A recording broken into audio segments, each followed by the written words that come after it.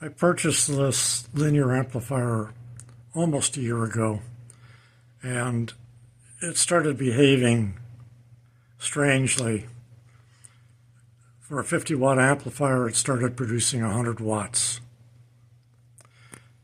I didn't like the fact that I couldn't turn it on and off other than removing the power, so I added a switch.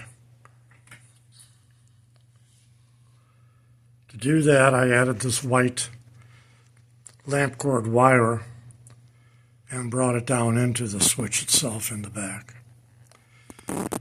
I also added an RF circuit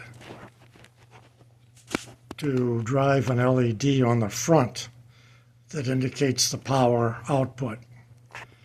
You can see the toroid underneath the toroid, which is a pickup off of the lead of that toroid to get some RF up to a diode, which I have placed in here.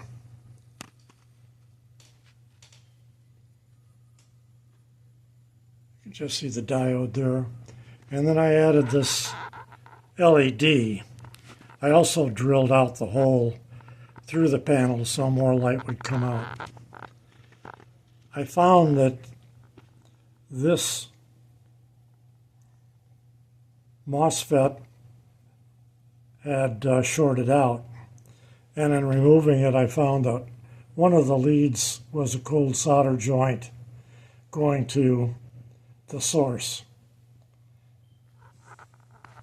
This one, which I expected was bad because this large resistor was cold soldered onto the board. When I touched it, it fell off.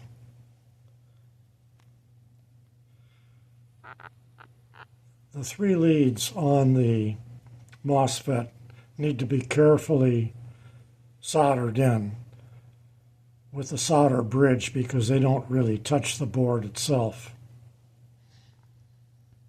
I also added a 25 amp inline fuse to the power cord. The newer models come out with this installed.